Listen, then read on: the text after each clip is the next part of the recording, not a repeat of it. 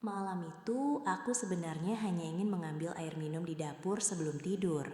Rumah sudah sepi, lampu sebagian dimatikan, dan hujan turun perlahan di luar jendela.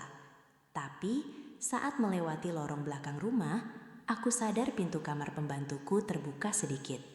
Awalnya aku tidak terlalu peduli, karena khawatir terjadi sesuatu, aku mendekat, dan tanpa sengaja melihat pembantuku tidur dengan tidak pantas dilihat olehku.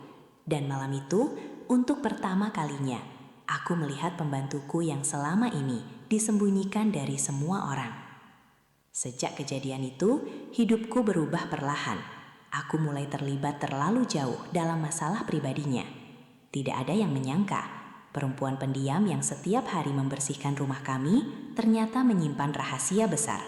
Dan semua itu bermula hanya karena satu pintu kamar yang lupa ditutup malam itu. Namaku Reza, umurku 28 tahun. Aku tinggal bersama ibuku di rumah peninggalan ayah yang cukup besar di pinggir kota. Setelah ayah meninggal 2 tahun lalu karena serangan jantung, suasana rumah kami berubah jauh lebih sepi. Ibuku jadi sering sakit-sakitan, sementara aku sibuk mengurus toko material keluarga yang semakin hari semakin banyak masalah. Karena itulah kami mempekerjakan seorang pembantu rumah tangga bernama Sari. Sari baru bekerja sekitar 8 bulan di rumah kami. Usianya mungkin sekitar 25 tahun, tidak banyak bicara, dan selalu bekerja dengan sangat rapi. Ia berasal dari desa kecil di luar kota, dan katanya merantau sendirian demi membantu biaya hidup ibunya di kampung. Sejujurnya aku tidak terlalu dekat dengannya. Hubungan kami hanya sebatas majikan dan pekerja rumah tangga. Tapi aku mengakui satu hal, Sari adalah orang paling sabar yang pernah bekerja di rumah kami. Setiap pagi ia sudah bangun sebelum subuh untuk memasak dan membersihkan rumah. Bahkan saat ibuku sedang rewel karena sakit, Sari tetap melayani dengan tenang tanpa pernah membantah. Ibuku sangat menyukainya. Jarang ada pembantu sebaik Sari sekarang, kata ibuku suatu pagi. Aku hanya mengangguk sambil minum kopi sebelum berangkat kerja. Hari-hariku berjalan monoton. Pagi pergi ke toko, sore pulang dalam keadaan lelah, lalu makan malam bersama ibu sebelum masuk kamar masing-masing. Sementara Sari biasanya masih membereskan dapur sampai malam.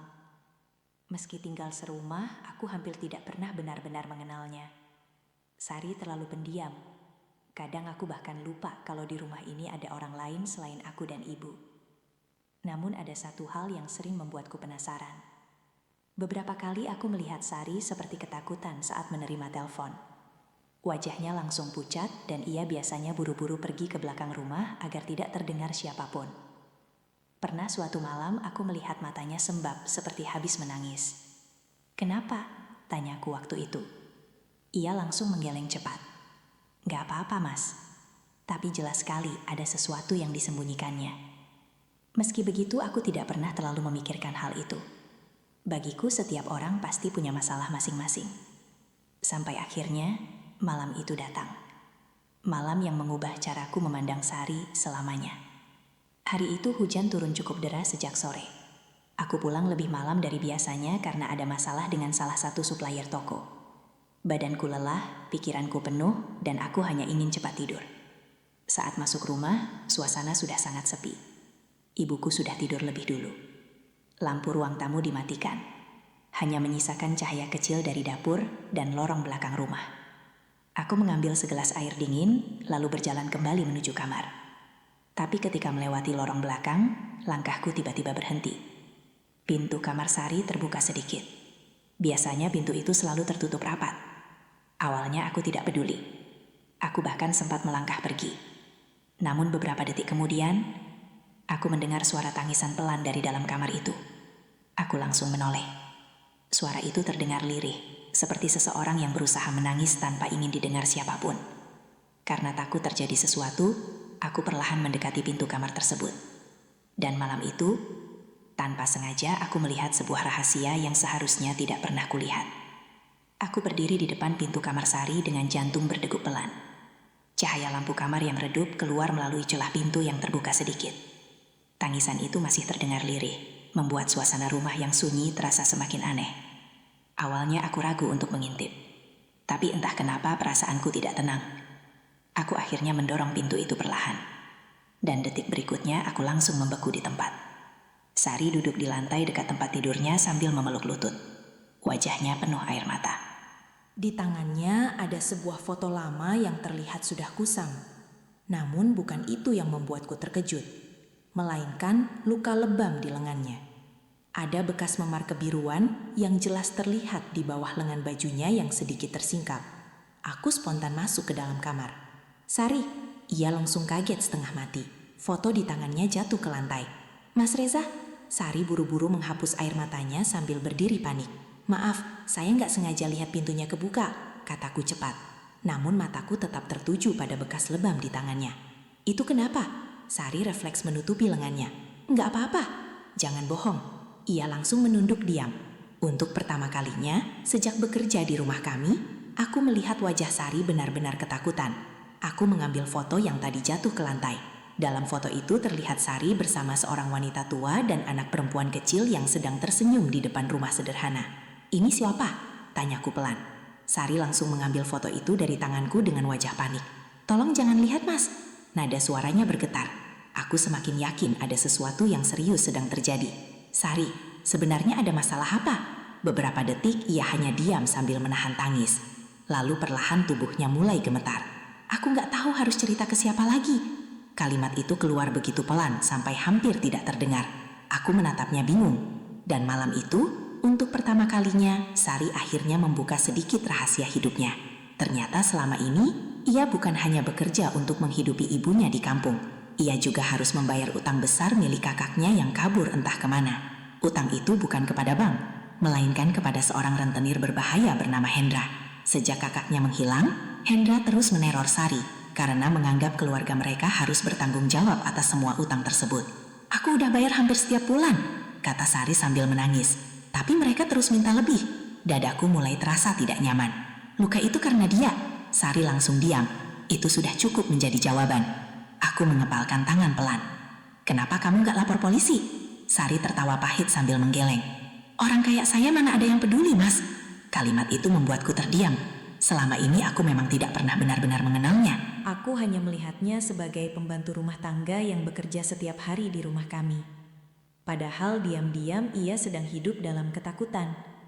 Tiba-tiba, brak. Suara keras dari arah depan rumah membuat kami sama-sama terkejut. Sari langsung pucat. "Itu dia." "Apa?" Belum sempat ia menjawab, suara pagar rumah dibanting terdengar dari luar. Lalu seseorang berteriak kasar. "Sari, keluar kamu!" Jantungku langsung berdetak keras. Aku segera berjalan cepat menuju jendela kamar dan mengintip keluar. Seorang pria bertubuh besar berdiri di depan pagar sambil memukul-mukul besi rumah kami. Wajahnya terlihat kasar dan penuh emosi. "Kalau besok kamu gak bayar, keluarga kamu di kampung bakal saya datangin." Sari langsung menangis ketakutan di belakangku. "Mas, tolong jangan keluar." Tapi emosiku sudah naik melihat orang itu mengamuk di depan rumah kami tengah malam seperti preman. Aku berjalan keluar kamar menuju teras depan. "Mas Reza, jangan!" teriak Sari panik sambil mengejarku. Namun aku sudah membuka pintu rumah. "Hei!" bentakku dari teras. Pria itu langsung menoleh tajam ke arahku. "Kamu siapa?" Saya yang harusnya tanya. "Ngapain ribut di depan rumah orang malam-malam?" Pria itu tersenyum sinis. "Oh, jadi sekarang dia sembunyi di rumah majikannya." Aku menahan emosi. Kalau ada urusan, ngomong baik-baik. Ia justru meludah sembarangan di depan pagar. "Suruh pembantu kamu bayar utangnya. Jangan sok jadi pahlawan." Aku mengepalkan tangan kuat-kuat. Sementara di belakangku, Sari terlihat gemetar ketakutan. Dan saat itulah aku sadar, masalah ini jauh lebih berbahaya dari yang kubayangkan sebelumnya. Pria bernama Hendra itu akhirnya pergi setelah beberapa menit terus mengancam dari depan pagar. Tapi suasana rumah kami malam itu berubah total. Sari masih gemetar ketakutan di ruang tamu sambil memeluk dirinya sendiri. Wajahnya pucat, matanya sembab, dan napasnya belum benar-benar tenang. Sementara aku berdiri dekat jendela sambil memandangi jalan depan rumah yang sudah kembali sepi. Hujan masih turun pelan. Namun entah kenapa suasana malam itu terasa jauh lebih dingin dari biasanya. "Dia sering datang ke sini?" tanyaku tanpa menoleh. Sari mengangguk pelan. "Tapi biasanya cuma nelpon atau nunggu di jalan depan." Aku menatapnya tajam. "Kenapa kamu gak pernah cerita?" Ia tersenyum pahit. Aku takut diusir kalau ketahuan punya masalah. Kalimat itu langsung membuatku diam. Aku baru sadar, selama ini Sari hidup dalam tekanan setiap hari sambil tetap bekerja seperti tidak terjadi apa-apa. Dan kami sama sekali tidak pernah menyadarinya. Malam semakin larut. Aku akhirnya menyuruh Sari tidur dan berjanji akan membahas semuanya besok pagi. Namun jujur saja, aku sendiri tidak bisa tidur malam itu. Pikiranku dipenuhi banyak hal. Tentang ancaman pria tadi, tentang luka lebam di tangan Sari, dan tentang satu pertanyaan besar yang terus menggangguku. Seberapa besar masalah yang sebenarnya sedang kami hadapi? Keesokan paginya, suasana rumah terasa canggung. Ibuku yang belum tahu apa-apa hanya heran melihat wajahku yang terlihat tegang sejak bangun tidur. "Kamu sakit?" tanyanya saat sarapan. Aku menggeleng cepat. "Nggak apa-apa, Bu." Sementara itu, Sari terlihat lebih pendiam dari biasanya. Ia bahkan beberapa kali salah saat menyiapkan makanan karena pikirannya jelas sedang kacau. Aku akhirnya memutuskan satu hal. Aku harus membantu Sari menyelesaikan masalah ini. Bukan cuma karena kasihan, tapi karena aku tahu kalau dibiarkan, orang seperti Hendra bisa menjadi ancaman serius untuk rumah kami juga. Siang harinya aku mengajak Sari bicara di dapur saat ibuku sedang tidur siang.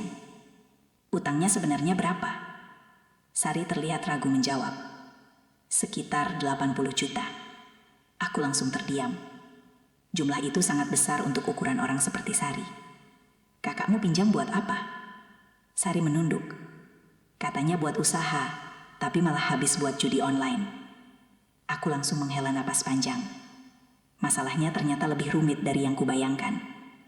"Aku pengen bantu," kataku pelan. Sari langsung menoleh cepat. "Jangan, Mas. Kita cari jalan keluarnya. Aku nggak mau Mas Reza ikut kena masalah gara-gara aku. Tapi sekarang masalahnya udah sampai ke rumah ini." Sari langsung diam. Dan sejak hari itu, hidupku mulai ikut terseret ke dalam kekacauan yang bukan urusanku sejak awal. Aku mulai mencari informasi tentang Hendra dari beberapa kenalan di sekitar pasar. Dan semakin banyak yang kudengar, semakin tidak tenang perasaanku. Hendra ternyata memang dikenal sebagai rentenir kasar yang sering memakai ancaman dan kekerasan untuk menagih utang. Bahkan beberapa orang bilang ia punya hubungan dengan preman-preman lokal. Aku sempat berpikir untuk melapor ke polisi, tapi salah satu kenalanku justru memperingatkan. Kalau nggak ada bukti kuat, paling nanti malah makin ribut. Sejak itu aku mulai lebih waspada. Namun ternyata Hendra bergerak lebih cepat. Suatu malam ketika aku baru pulang kerja, aku melihat sesuatu yang membuat darahku langsung naik. Kaca depan toko material milikku pecah. Di rolling door toko ada tulisan cat merah besar. "Suruh Sari bayar utangnya." Jantungku langsung berdegup keras. Beberapa warga sekitar mulai berkerumun sambil berbisik-bisik melihat kejadian itu. Aku mengepalkan tangan penuh emosi. Dan yang lebih buruk, namaku mulai ikut terseret. Beberapa orang mulai mengira aku punya hubungan khusus dengan Sari karena terlalu ikut campur urusannya. Gosip mulai muncul. Tetangga mulai membicarakan kami diam-diam. Bahkan salah satu pegawai toko sempat bertanya dengan nada aneh, "Mas Reza deket sama Mbak Sari ya?" Aku langsung emosi mendengarnya. Tapi aku juga sadar, semakin jauh aku membantu Sari, semakin besar risiko yang harus kutanggung. Malam harinya, aku pulang dengan kepala penuh tekanan. Begitu masuk rumah, aku melihat Sari duduk sendirian di ruang makan dengan wajah penuh rasa bersalah. "Aku minta maaf," katanya pelan begitu melihatku. Aku meletakkan kunci motor cukup keras di meja. "Toko aku dirusak." Wajah Sari langsung pucat. Air matanya mulai jatuh perlahan. "Aku bakal pergi dari rumah ini besok." Aku langsung menatapnya. "Apa? Kalau aku pergi, mereka mungkin bakal berhenti ganggu Mas Reza dan Ibu." Aku langsung menggeleng keras. Itu bukan solusi. Tapi aku gak mau semua orang ikut hancur gara-gara aku. Tangisnya pecah malam itu. Dan untuk pertama kalinya, aku melihat betapa putus asanya perempuan yang selama ini selalu terlihat kuat di depan semua orang. Namun di saat yang sama, aku juga sadar satu hal yang lebih menakutkan. Aku sudah terlalu jauh terlibat dalam hidupnya untuk mundur begitu saja. Malam itu suasana rumah terasa sangat tegang. Sari masih menangis di ruang makan. Sementara aku berdiri diam, mencoba mengendalikan pikiranku sendiri. Semua masalah ini awalnya bukan urusanku. Tapi sekarang, toko milikku dirusak, rumah kami mulai diteror, dan nama keluargaku ikut dibicarakan orang-orang. Aku mulai merasa terjebak. Di satu sisi, aku ingin melindungi ibu dan menyelamatkan hidup kami dari masalah ini. Namun di sisi lain, aku tidak sanggup meninggalkan Sari sendirian menghadapi semuanya. Aku bakal pergi malam ini aja, kata Sari lirih sambil menghapus air mata.